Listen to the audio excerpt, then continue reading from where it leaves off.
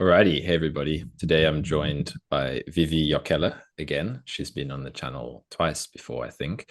And yeah, we're gonna have another conversation, kind of exploring the awakening process and working through some of the shadowy stages. Vivi has a lot of great understanding on all these topics, and yeah, I love kind of exploring it with her. So yeah, I think the main thing we're going to discuss today is just how all these blockages, emotional, energetic, all the things that people experience maybe in the deeper stages of this um, is kind of the liberation itself. And Vivi wrote a good article on this recently that I'll maybe link in the description. Um, but yeah, firstly, thanks for coming back for another conversation, Vivi. Thank you, Kyle. Yeah, Yeah, great to be here. Thanks for yeah, having me. yeah. You're welcome. So yeah, where do you want to start with this? Like maybe, Maybe we can start by I could share way of talking about the liberation process, which is yeah, like fairly recent, which yeah, cool. emphasizes like the nonlinear aspect of it. And I think it's practical also for people in the process Yeah, working with the blockages to see it in this way. Of course, this is just one way of seeing it, but I'm yeah, kind of fond of it because it's just a new way of talking about it. yeah, yeah. For sure, go for it. That sounds Okay, good. so if we kind of view our current situation, whatever that is, like wherever you are on the path, Mm-hmm. just the like causes and conditions coming together in this moment in our embodied experience. Yeah. So kind of the totality of our experience. So if we would call that a thesis, then what that is kind of polarized with in the awakening process is this dynamic quality of awareness, which is kind of like illuminating Mm-hmm. constantly, like Mm-hmm. looking into our experience. So that's basically the quality of being in a kind of exploration of this terrain of awakening, that what previously has been unconscious in our experience, like habits or Mm. coping strategies or patterns, like kind of core narratives, that there starts to be increasing awareness, Yeah. which is illuminating that material. And when it's illuminated, it's kind of integrated and Mm. embraced and Yeah. assimilated. But that experience can be sometimes intense, and it can be felt as a kind of pressure, right? So there is this Yeah. antithesis in this way of speaking. So the thesis is our causes and conditions, and the antithesis is this dynamic power of awareness that is illuminating, kind of like Mm-hmm. create tension. Right. Okay, so when that is building up, then that can then illuminate blockages, that can illuminate shadow that we haven't really fully looked into before, Mm. many things. Mm. And at some point, there's a kind of intelligence about it, that how it kind of collapses into itself, like Right. the causes and conditions and this power of liberation, they kind of just, there's this consummation, and out of that emerges a synthesis, Mm-hmm. right? So it's this Yeah. dialectical movement, okay? Mm-hmm. And the synthesis is kind of, in a way, we are exactly where we began. So there's Mm-hmm. no hierarchical progression in this. We are not actually going anywhere. Mm-hmm. There's also no depth in certain sense. Like when we have the absolute insight and the insight of emptiness, it's very clear that there's this zero dimensionality and non-locality to all of this. Mm-hmm. But still experientially, it can kind of feel like the insight is refining, and there's a kind of Mm. deepening, and there's a Mm-hmm. kind of never-ending clarification that happens like this. Mm-hmm. So then we have the synthesis, and then that's the causes and conditions again in this moment. And then that starts to then build up through this power of polarization of the liberation into another collapse and into another synthesis. So it's like a Right. never-ending process like that, like a Yeah. never-ending dialectical process. And every time we think when the synthesis appears, like this Mm-hmm. release and Mm-hmm. expansiveness and ease and clarity, like, oh, this is it. like now Hmm. I arrived, this is the end. But Yeah. it's just this kind of like zero moment in between another cycle, Yeah. like a Yeah. cycle of the spiral that is Yeah. like Yeah. endlessly. Yeah. That's great. I love that. Um, yeah, a few things come to mind. Firstly, I want to say for people that don't, because I love the way you're talking about it, but if your mind, if the mind doesn't catch it, just feel into the end, because I can just feel like when you're describing it, there's like a transmission just like energetically through what you're saying. So if, yeah, I'm just for the audience, if anyone doesn't like, it's like too complicated for the mind, just feel into it because what you're saying is like a transmission itself. I wanted to say that firstly. Secondly, yeah, I love the point that, yeah, because I think what I think a lot of people get stuck on is the idea of going backwards, as maybe, you know, or like that's how the mind can perceive it, like um in multiple different ways. But like firstly, yeah, that is like you said, the illumination of um like the awareness itself going into what needs to be seen, right? Like the kind of as the process deepens, it's like we get to see it more and more, like these patterns, like you said, these things that um obstructions or whatever it is. It's like it has to come into the awareness, has to go there, it has to come into our experience. And that's why I can feel like things are getting worse, or it can feel like, you know, um yeah, maybe we're losing progress, or like however it might be interpreted by each individual. um yeah, and then the point you made of, yeah, I think it's so true, it's so easy, like every time there's like a synthesis of the um yeah, of the parts of like the, we could say like light and the shadow, or you were saying that the thesis and the antithesis. um well, firstly, I wanted to ask, what do you mean by the thesis, just to clarify, like what is that, just in case there's any Well, context. in this way of speaking, it would refer to our situation, like I Okay. was Right. speaking it in terms of causes and conditions, or Okay. we could call them the 12 links of dependent origination in this Yeah. moment, right? Right. So, Okay. it's a kind of like the unique nature of our experience. But And there's also a quality that I've noticed, like some sort of pattern or configuration, like which is specific to us, and yeah, it's yeah. kind of like also our specific path of liberation in a way, Right. Yeah. how the awakening happens for us, and then how we come to embody that in the Mm-hmm. world. Yeah. So through this process of refinement, that is also clarified, Yes. like Yeah. our paths. Yeah. Yeah, I agree. And what would the antithesis be, just to like the in that, like that Um, which comes and disrupts yeah, I things? would call it the power of awareness or the Okay. power of illumination. Okay. Yeah, Okay. Cool. yeah. Yeah. Um, yeah. So just go back to what you were saying earlier. I like also the, like you mentioned, the kind of non-linear um perspective, because yeah, so I think it's very common for people on the path to also get attached to that. Like, and I think that's that's something I noticed in myself. It was this kind of continual, like, you have like every time that idea of arriving will just continuously be disrupted, right? Because it's um there really is no arrival in the way, or like that's what I've come to see in myself. It's like every time there's this idea of an arrival, it's like, why is there even a need for that?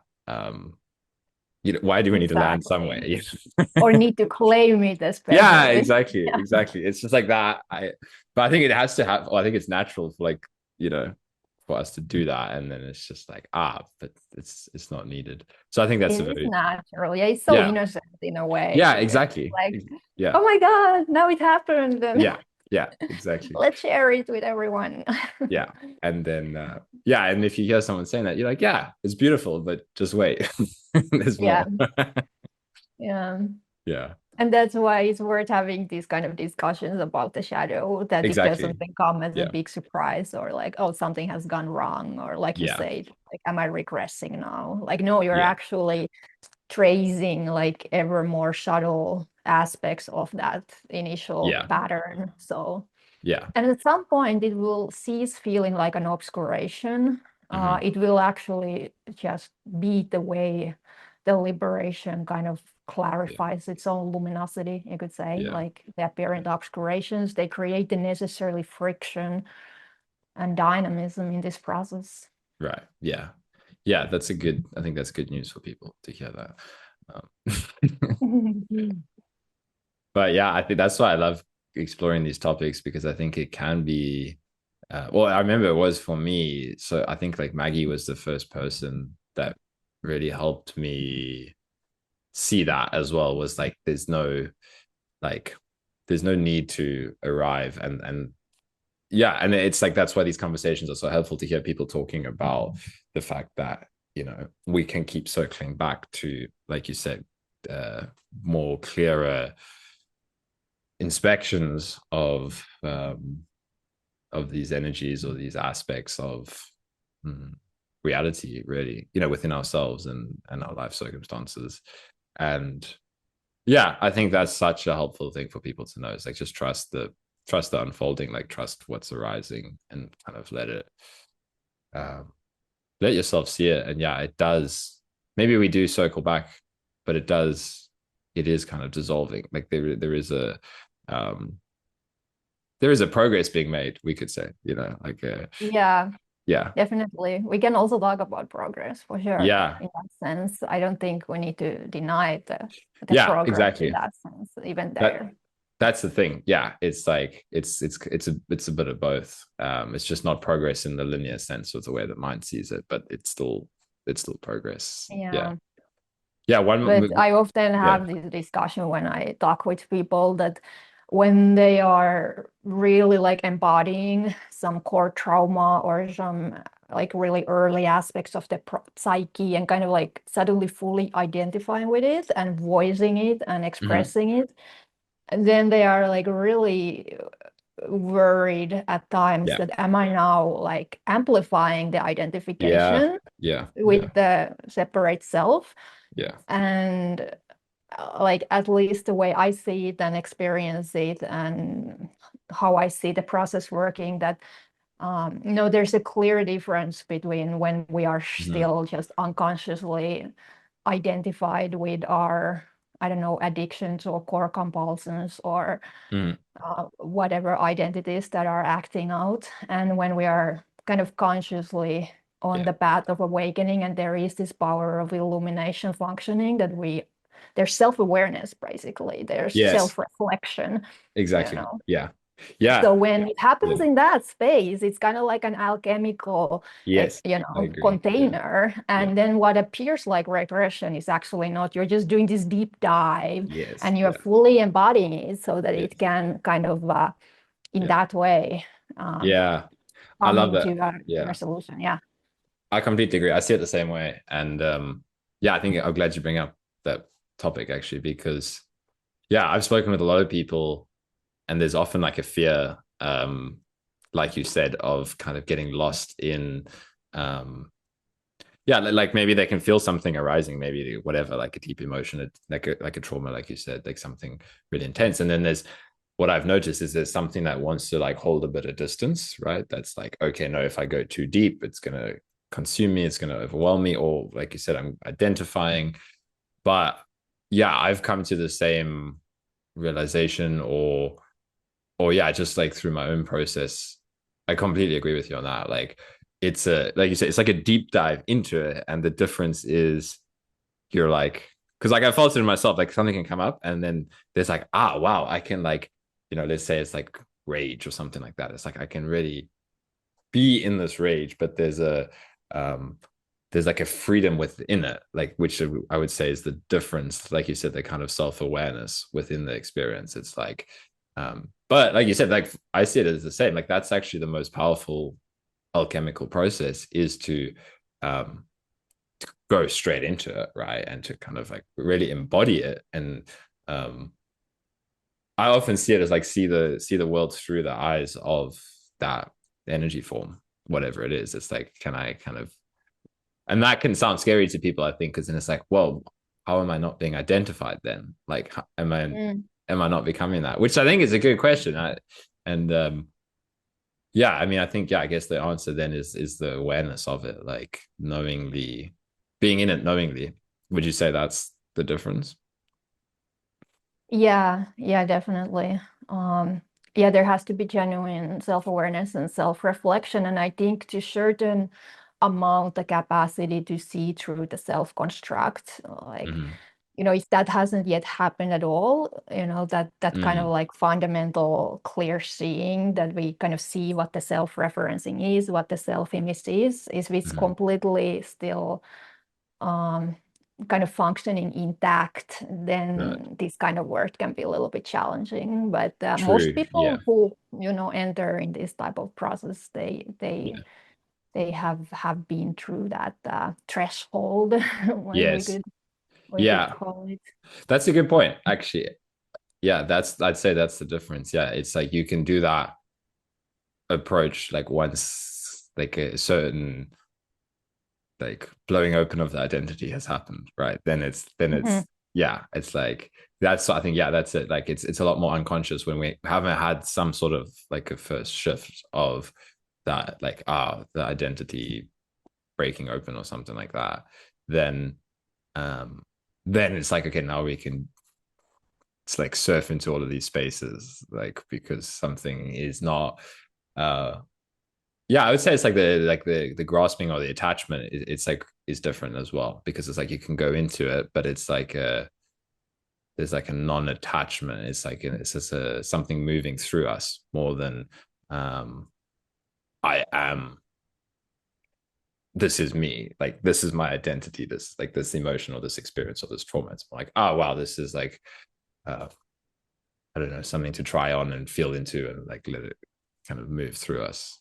Yeah, Yeah, yeah, that non-attachment that you yeah, mentioned, I think that's exactly the disidentification from that yeah. identity as a separate self. So we need that disidentification Yes, yeah. together with the full Yeah, exactly. identification and Yeah, that's embodiment. the So it's thing. like That's a the thing. double Yeah. position. Yeah, Yeah. yeah, yeah. Exactly. That's it. It's the um because I think that's what can happen again, and it happened to me as well. And I'm sure many people like, especially with the very direct non-dual teachings, it's like you can go into the disidentification and then not want to go into the like do the other part of it, right? But it's like eventually Yeah, that which is totally yeah, understandable because when you yeah, finally it is identified, there's so much freedom and yeah, exactly. like, why would I go back in Yeah. there? That's like the last place where I want to go. Yeah, exactly. And it's like, yeah, this, yeah, like I think it's, yeah, Ryan Burton. I was speaking to him, or we've spoken about it multiple times, but he'd always be like, yeah, it's the ultimate um bypass, like the whole non-dual bypass, because it's like, yeah, I mean, it seems to work to the mind, but it doesn't really work. It's like the energy is there, the trauma is there, the emotion's there. Um, yeah, and at some point, I think it just stops working and there's like no choice but to go into it where I it's like think so too. yeah.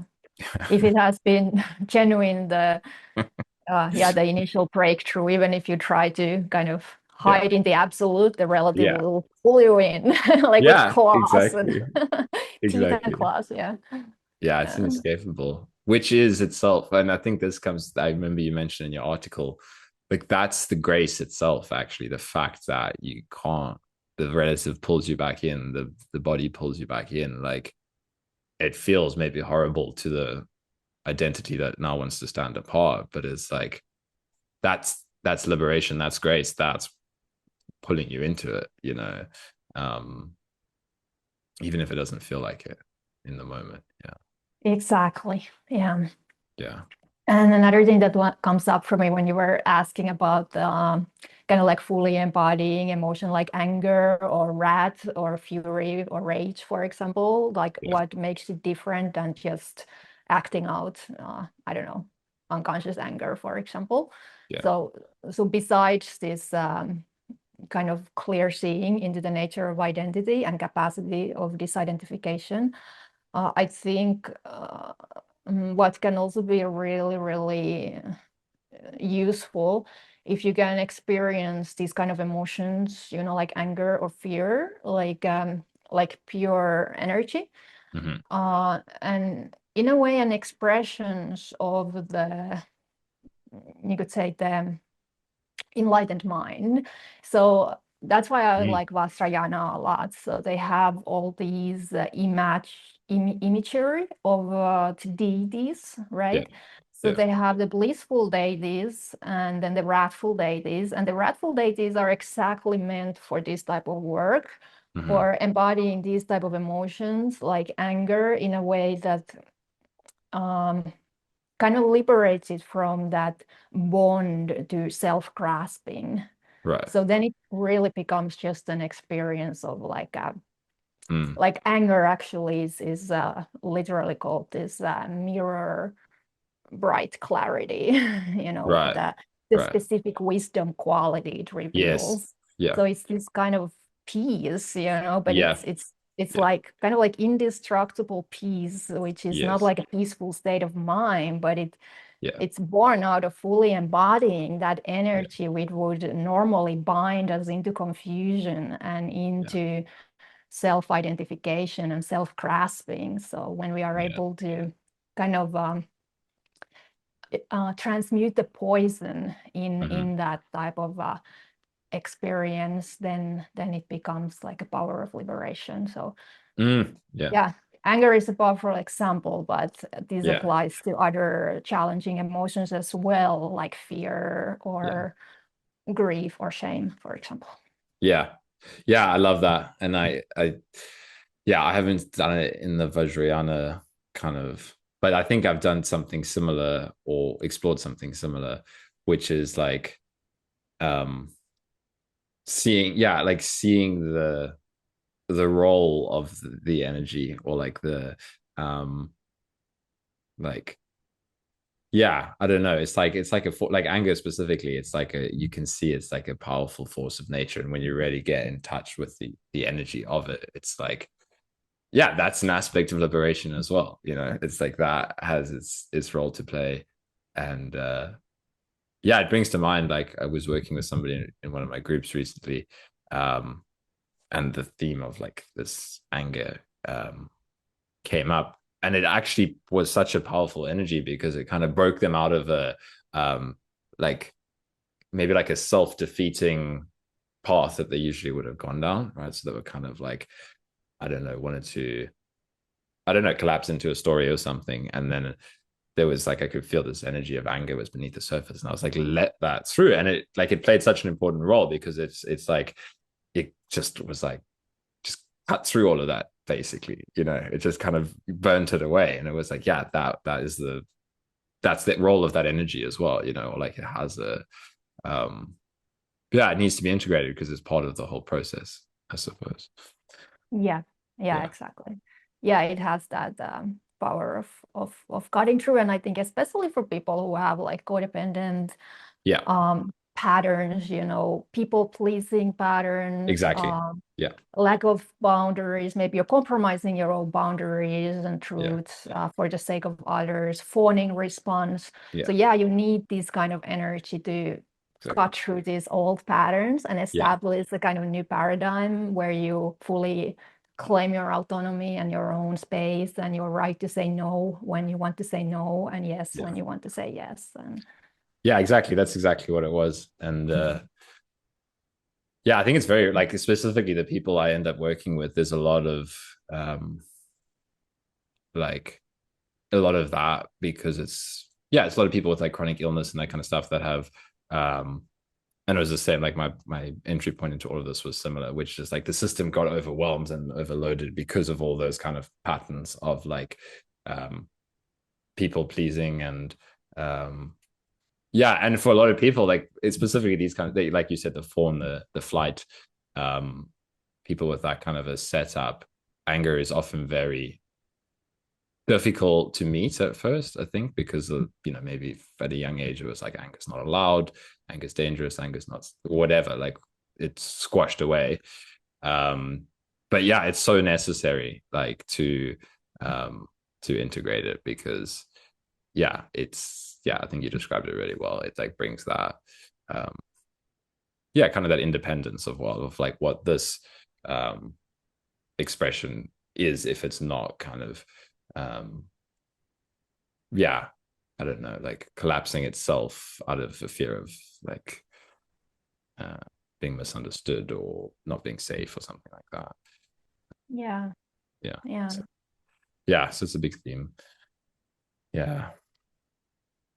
All right. So yeah, where do we want to take this next? Hmm. Just feel into what we already touched. Mm, maybe we can stay in the anger like a bit Mm-hmm. longer to clarify like how to work with it, because it can be a powerful portal. Like in many shadow work modalities, it's considered the portal emotion to the warrior archetype. Yeah. So Yeah. it's like that type of protective energy in Yeah. a healthy sense. Yeah. So and that can be so valuable because we kind of want to transform that. Because ego in a way is purely self-protection, right? It's Mm-hmm. constantly building up this fortress and these impenetrable shields and Right. shielding us from genuine connection and intimacy. Uh, Mm-hmm. but but there's like a wisdom in everything. So I think there's also a healthy form of protective energy that kind of protects life, Yeah. protects vulnerability, Yeah. uh, protects those who Yeah. are in a kind of position of uh, social, how do you say, like not so empowered, maybe, Yes. you Yeah. know. Yeah. Yeah. Yeah. So, More so socially anger, I think, vulnerable. when in Yeah. its healthy form, it's also connected to right action, like Mm-hmm. taking action in front of injustice, for example, not just Yeah. Yeah. necessarily doing nothing. And Yeah. yeah, Yeah. I really like your link to the warrior archetype because, um, yeah, yeah, when you really get in touch, because I was one of those people, right, that was like, oh, I'm never angry. Like anger is like uh was super repressed in me before this whole thing started to unfold. And yeah, when I started to get in touch with it more, it was like it's such a loving energy. Well, for me, there's like so like because it's like that protector as well, but like that inner protector where it was like, oh wow, like I'm allowed to, like kind of stand up for myself, or like there's that um yeah, I don't know, like when you feel into it, it's really that, yeah, it's like something about truth as well, right? Kind of the um yeah, the more warrior archetype, the more the protector, it's such a protective energy as well, um yeah, like protecting, it just feels so important because it's like there's the vulnerability and that which is um like purely open, and then it's like it needs its counterpart, which is like the um that kind of force, which is when they can work together, then it's just so much more effective as well. It's like you said, it's like a protector of life force and the vulnerable as well. um so yeah, it just has a really important role to play, I guess. Yeah. yeah, that's so beautiful because we can be so vulnerable in this process in so many Yeah. ways, and energetically it's like so open, and there's the Yeah, kind of exactly. fragility that can come with that, even though there is also this indestructible quality about our true nature. But that's why Yeah. we need also, Yeah, yeah, that's it, right? healthy Yeah. connection.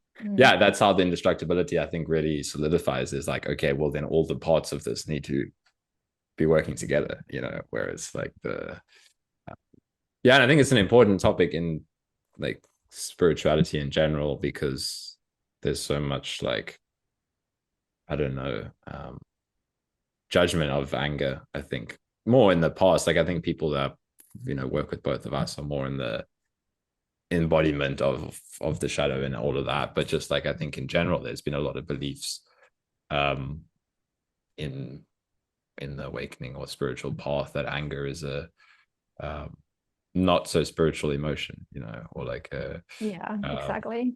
like it all has to be this love and this compassion, this openness, but that is another form of love and compassion, right? Is that energy Yeah, and it's itself. very dangerous if we start Yeah. to suppress that in ourselves and kind of cultivate only this loving compassion because at some point it will create, and this Dr. Jekyll Hyde, what was it, Mr. Hyde Jekyll phenomena, that if we suppress the shadow, we suppress the anger like that, it will then just take over, no matter how our spiritual persona is functioning. We may have this idea of ourselves as a very loving and compassionate person who's never angry, and then the anger just takes over because it's been disowned and like seen as something other than awakening, basically. That's the thing. It'll slip out sideways, you know. It'll come out unconsciously if we don't meet it consciously. I think that's what I like really about the Vajrayana path, is the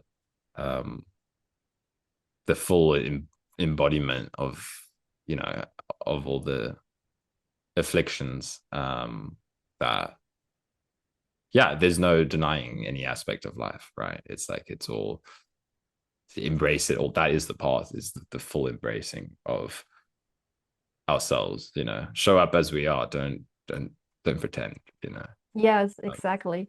It's not like exiting this wheel of samsara, but it's going like right to the core. And at the core of the wheel of samsara, there are the poison of anger and ignorance, and I think desire traditionally. So we go right to the center, and then we transmute the poison, and then we are like right at the core of the embodied existence, you know, not like exiting and sitting somewhere in the clouds and looking down like, oh, I got out, you know.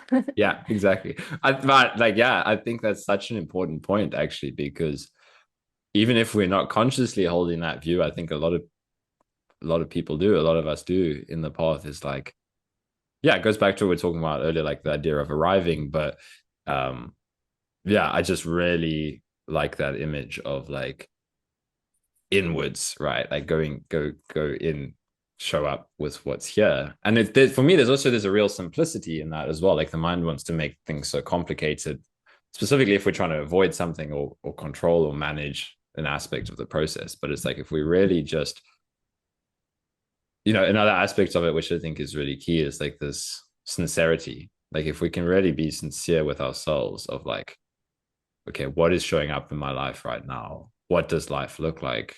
What are my afflictions? And can I just meet it all? You know, can I not run from it? And just show up in that. And then I love the idea of transmutation and the alchemical process as well, because it's like, through the being with it, through the seeing it, then it transmutes. It's not it doesn't have to be forced in a way, right? It's like it's very natural and exactly. spontaneous. I like the way you talk about it, because sometimes these words like transmutation, they can then sound very esoteric and fancy, when the actual reality of it is like quite simple and ordinary. Exactly, right. And I think a great guiding point is always, like we were exploring it in the group I was doing last night, it's like, go where you want to run from, you know, like if you're sitting, you know, in your experience, like, where is there something we want to reject about experience, or where is there something we want to reject about life? And it's like, what if we, like, that is the transmutation. It's like, go there and be it, like, be with it, like, kind of meet it so fully, and then it's simple. That's it. Just do that. And it often requires that we just have to step into this unknown again and again. Like, actually, when we are just with what is, or there is just this isness of what is, then we don't know. Like, we can't apply some technique from the past or some view or figure it out like that. It's just this surrender like that, and then that's how the magic happens, when we are just willing to face everything from that place of not knowing. I think that's so key. Like, because I think it's super common what the mind starts to do is it's like, tries to figure out what works, right? So it's like, oh, okay, this is the way to whatever, kind of work with this aspect of experience, or, you know, when suffering arises, this is how I deal with suffering. But it's like, that has to go as well. Because I think that, like, I love the way you describe it, like that not knowingness. It's like you have to keep on arriving, um, like, well, like that gets transmuted by the fire as well. You know, it's like any technique or any practice specifically.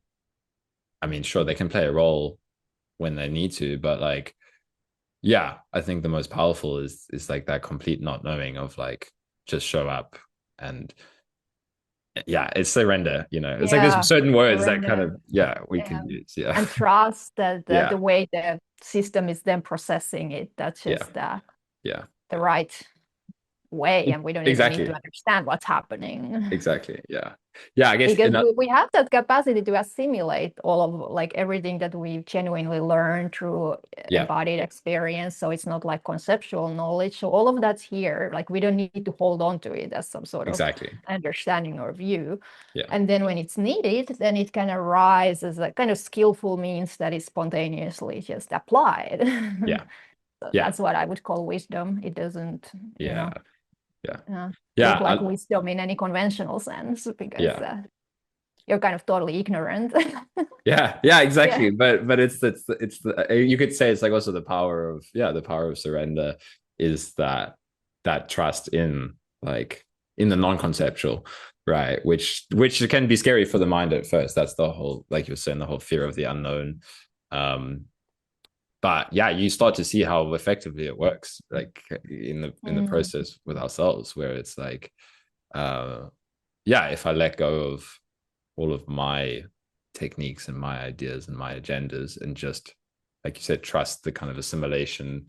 That's why I love the word intuition a lot as well, because it's like, when we're talking about these things, also like how it might land in one person's system might be interpreted differently from how we're speaking about it and all of that. But it's like trust the part of you that knows for you, like what is the version of this that is most appropriate for kind of each individual's own liberation, you know. yeah.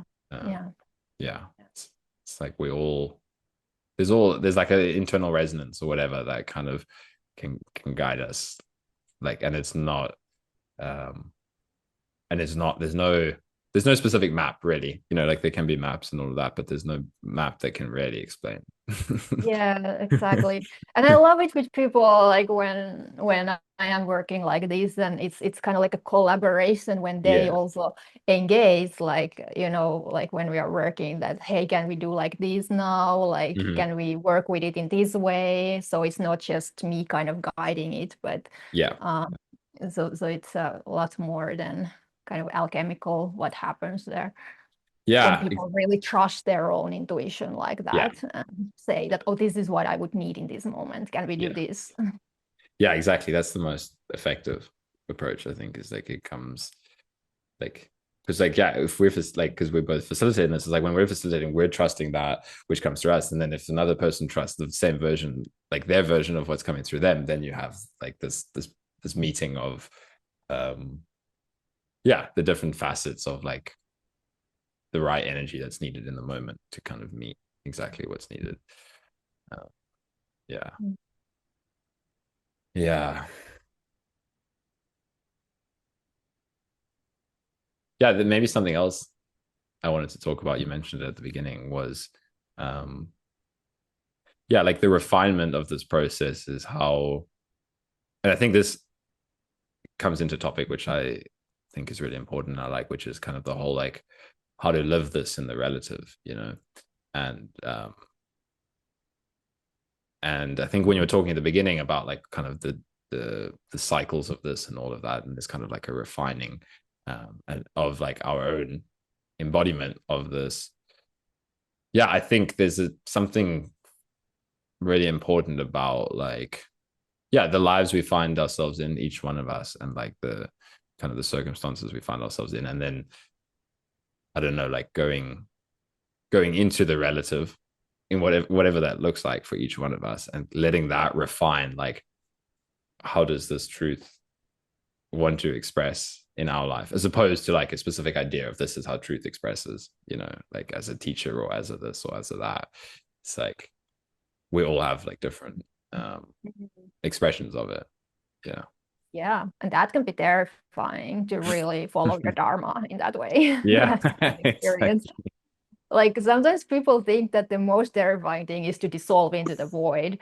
Well, for sure there can be terror with that, but my experience is that the deepest fear that I encountered was to really embrace my path on the relative. Yeah, Yeah. exactly. That's why I wanted to talk about it, because it's been the same experience for me. If I think like what has been the most challenging aspect of the path, it was like, meh, like my system like obviously there was fear barriers to go through, but I think for me, dissolution was a lot easier than embodiment, right? Where it was like, yeah, it was a lot easier to kind of go into that. And then it was like, now it has to, come back into it's like that is scary. Yeah, Yeah. yeah. Yeah. So yeah, I mean, do you have any advice for people um on navigating that like the relative and function? I guess it's something I was thinking about as well. It's just like functioning in the world, because that's an important um if I just look at my own life and path, it's like there's many times I had to be really honest with myself of like, like, yeah, I'm avoiding certain aspects of life that are necessary to function properly in the world. um I don't know if you can relate to that, or if you have any thoughts on that. Or could you clarify that? Like challenge? Yeah, yeah. It's just, I guess two things that come to mind is like sincerity and avoidance, of like being honest with ourselves about whether we're fully meeting life, um, or whether we're avoiding certain aspects of life through the lens of it kind of is what we were talking about earlier. But yeah, I just wondered if you had any thoughts or specific advice on like people like when they might be doing that like in their relative life of like, Mm. maybe avoiding a relationship, maybe avoiding a job, maybe avoiding a um, something that seems so normal and like Yeah, yeah, yeah. just normal functioning of like a human, when there's this idea of like, um, yeah, does that make sense? Yeah, I think so. Okay. Yeah. Yeah. So I think there can be this kind of really deeply rooted subtle aversion, even after Yeah. deep realization, which is kind of like aversion towards samsara, basically, that we Right. prefer the nirvanic clarity a little Yeah. bit more than Yeah. the Yeah. kind of samsaric chaos, so to speak. Yes. And there's nothing wrong with that. And, especially since you kind of see clearly the difference and Yeah. you see the nature of the suffering and all of that. It's normal that our system prefers to feel good in that sense, Yeah. Yeah. but those are like some of the finer aspects of the deep realization, this kind of belief that feeling good should always be available, Yeah. maybe Yeah. attachment to a kind of happy life, or the idea Right. that maybe finally now I can have a kind of life that is kind of Yeah. Yeah. easy and not so challenging or something. Yeah. So, but it's actually a subtle aversion there still, which is kind of functioning there, and that can then be felt as a maybe a little bit discomfort Yeah. of Yeah. just Yeah. being with what is, or maybe avoiding to fully looking into somewhere, Mm. or Mm. something like that. Yeah, that feels true. I resonate with that. I think you got what I was saying. The Yeah, the avoidance of the samsaric aspect of life feels true. Yeah, like that's that Yeah. energy. Yeah, of yeah, the chaos. Yeah. It's interesting. Yeah. And then I think the rest of what I was saying was like, yeah, then the finding the personal, um, yeah, like what that looks like in each of our own lives and circumstances of like, okay. Mhm.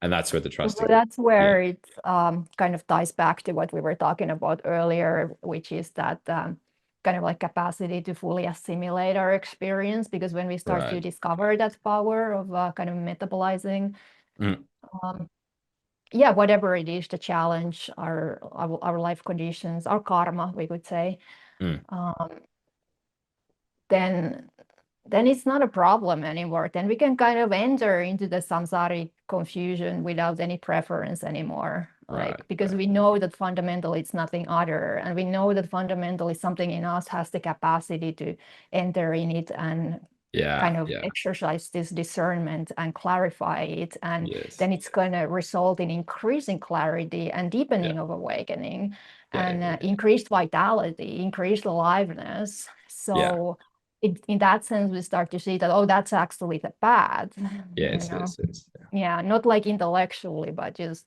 yeah, instincts somehow viscerally. yeah. Yeah. Yeah, I can feel that when you that I can feel the liberation in that, like that. The yeah, that's the liberation, right? Is that it's it's disregarded, like there's nothing to run from essentially. Like Mm-hmm. it's within any experience that we're either avoiding or not avoiding. Like, um, yeah, yeah. I think you said that beautifully. Like that was powerful. That's it. That's the liberation. Like what that you're expressing. Yeah, yeah, yeah. Mm-hmm. Um, yeah, it's regardless of circumstances and um, yeah, because that would just be the mind that has any belief of like where liberation is possible or not. Like, you know, there can be peace here but not there, or like that this is liberation, this is not liberation. It's Or that somehow like easy, happy life would be more desirable than a right, right, life right. filled with adversity, because that's not necessarily the case from the point of liberation. So that can be actually true freedom when that is seen, that, hey, Yeah, there's yeah, yeah, no yeah. reason to be envious of a kind of Mm. easy life. Yeah, wow, that's a good point. Yeah, I hadn't seen that. That yeah, that's just a belief. Yeah, Yeah, that's just a mental overlay that that version of life is better than this version. Yeah, yeah, that was helpful. Thank you. Yeah. All right. Anything else you want to or you think is important? Um,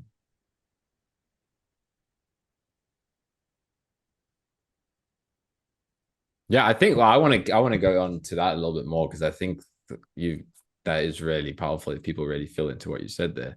Um, because I think that is something a lot of us get caught in and a lot of people get caught in is the idea that um yeah, that any version of life that is not this version of life is better, all right, like is kind of what I actually mm, want. And mm, yeah, like that's just a huge cause of suffering. exactly. Yeah, and it's actually the belief that there could be another version available than what Yeah, is yeah, currently happening. So yeah.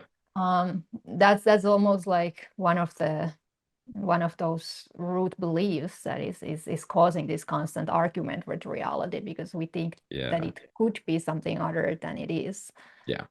in some really deeply internalized manner. Like, even if we clearly see it, like, Hmm. okay, it's not the case, like obviously everything is just happening the way it happens and it's so perfect, and it Yeah. but somehow there can be this subtle, like, and I call it aversion, but it Hmm. could be also called resistance, Yeah, that it could be somehow different, yeah, but it can't, it literally yeah, can't, like yeah, it. yeah, And when that becomes just, or when that just falls away, then I don't know it.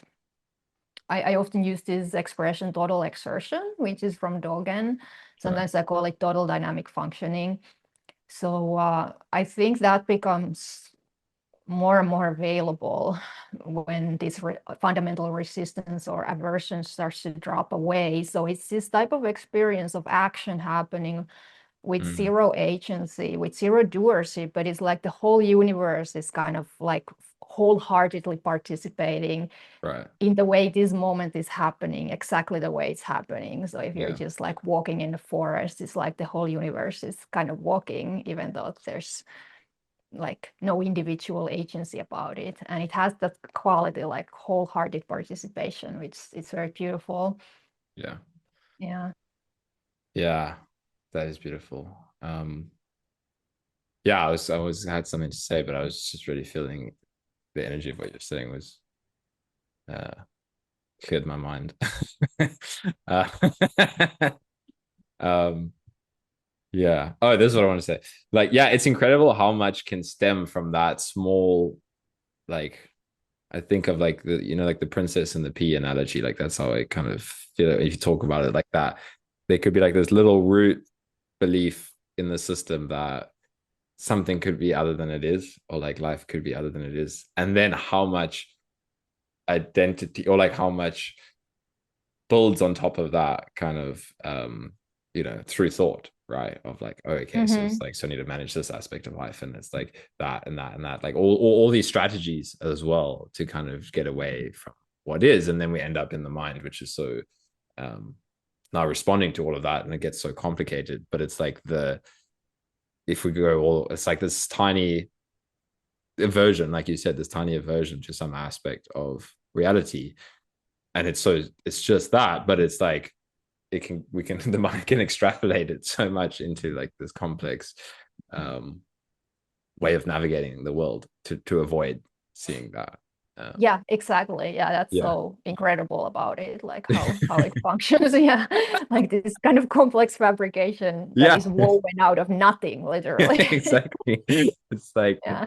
yeah, it's just like, I saw it quite clearly now when you're describing it. Like it's just this tiny little thing, and then it extrapolates and extrapolates, and it's like, and then we get so lost and confused, like, and life seems so confusing.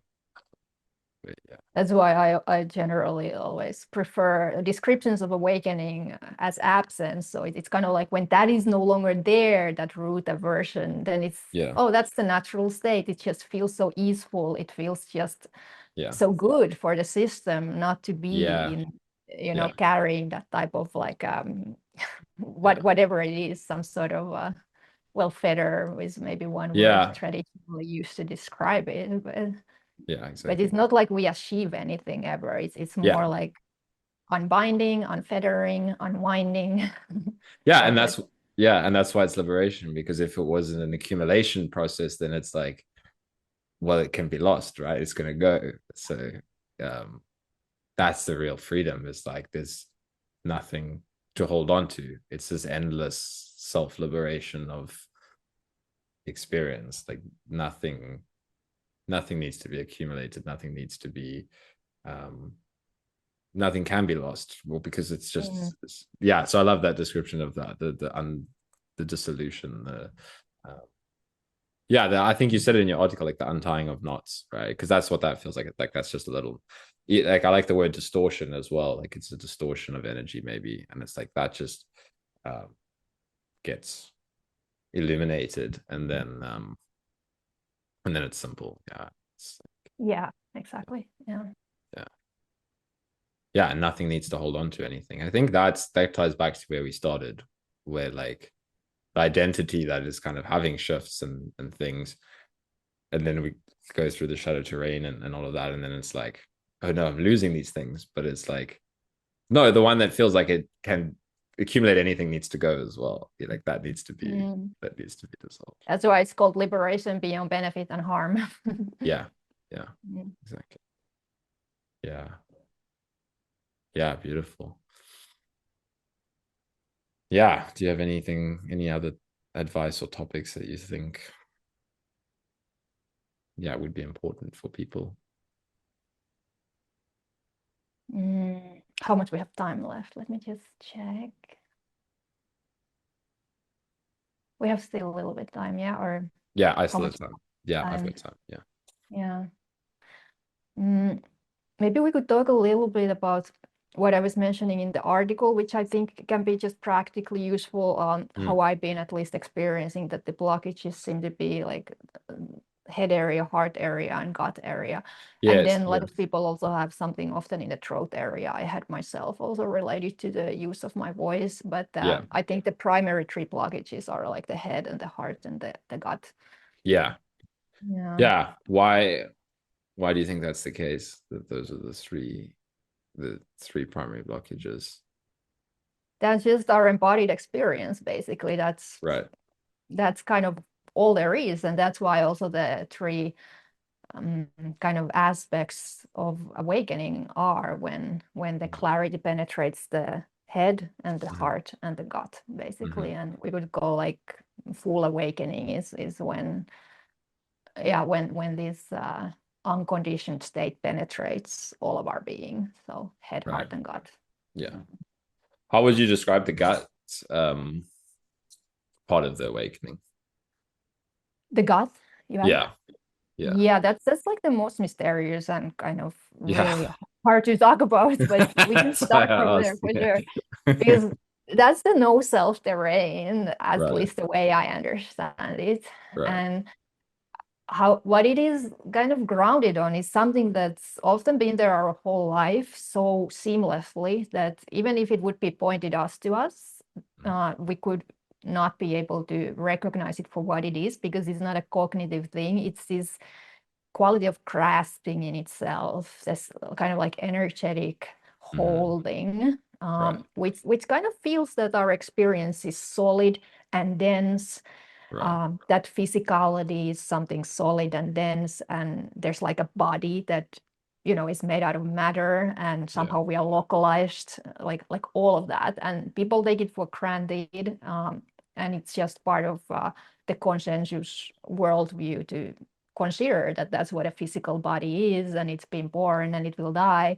But it changes so radically with the shift to non-duality and no self, because the solidity is exactly what is being kind of digested there through the process of liberation. And no self is very much about that center in our being, which is experienced as something dense and impenetrable, that actually releasing into pure spaciousness, like Right. something non-local, something centerless. Mm-hmm.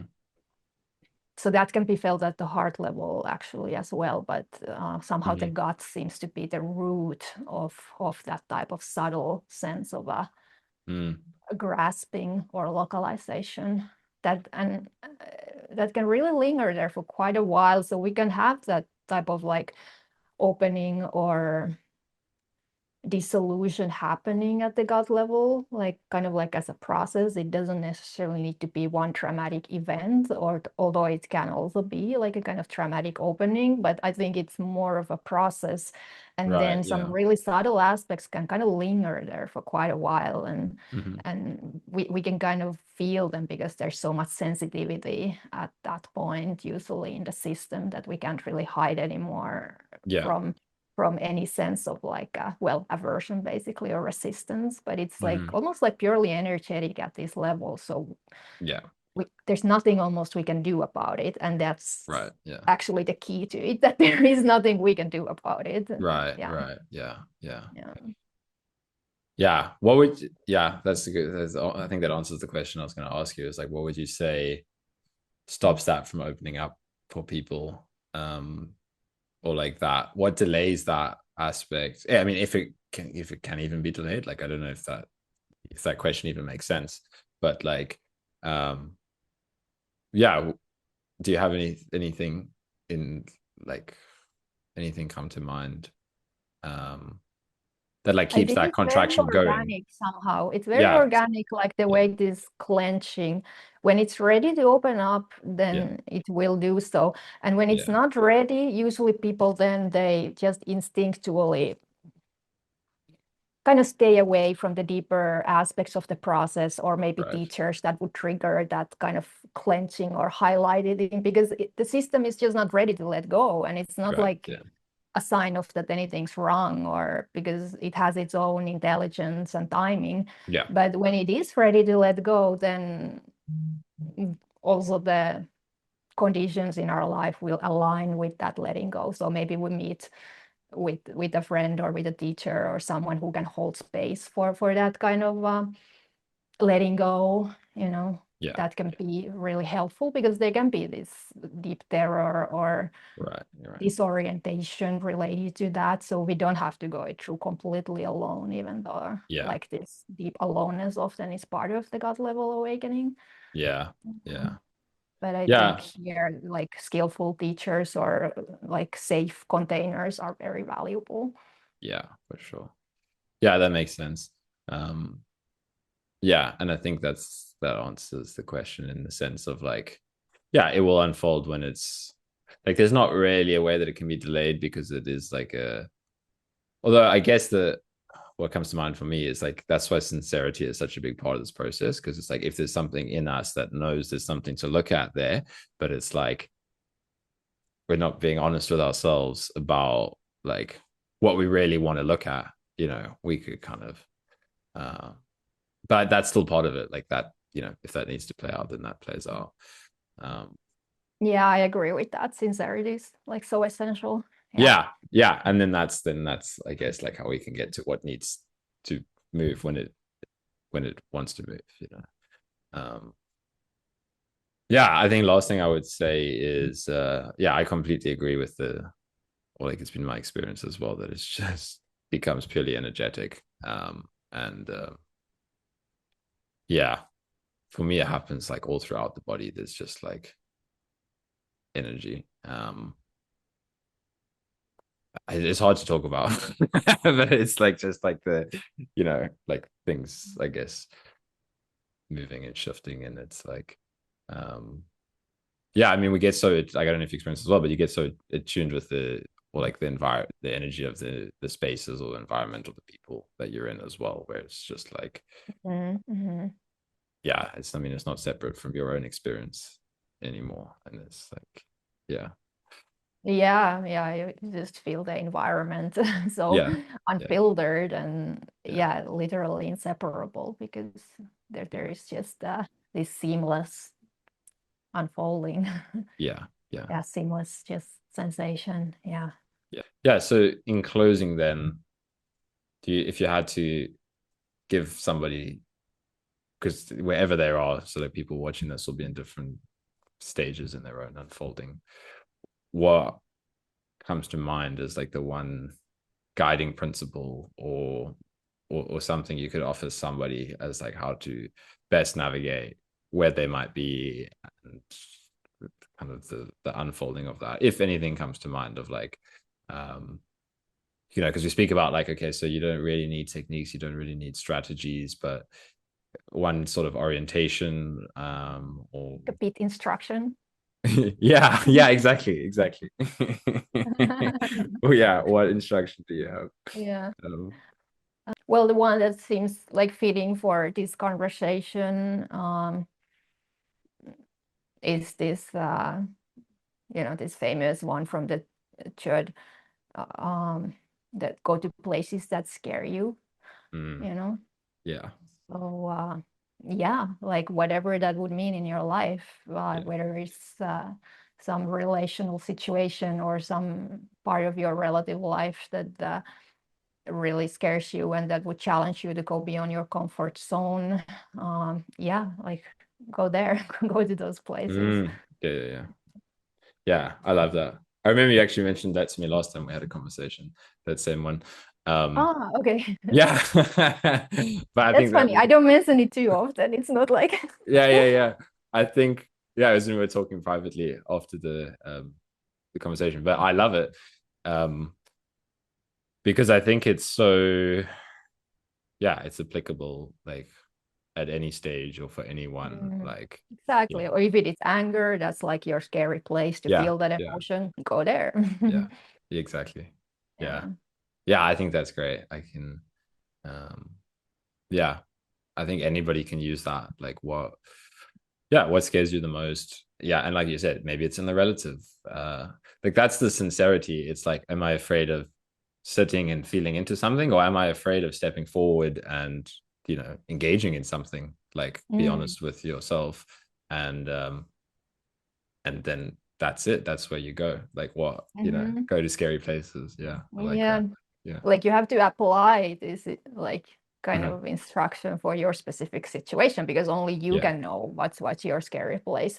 Maybe for someone the most scary thing would be just to do nothing and kind of yeah, exactly. I don't know, stop all activities and social engagements and just be in the silence and stillness. Yeah, And then for another person, the most scary thing would be to go to a party and yeah, engage, in a spontaneous conversation with someone you would never normally talk with. So, yeah, yeah, exactly. That's why I love it, because it's yeah, you have to apply it to yourself, and you have to be sincere. And then yeah, there's not a like, it's about stillness, it's about activity. It's just like, what are you afraid of, or where do you not want to go?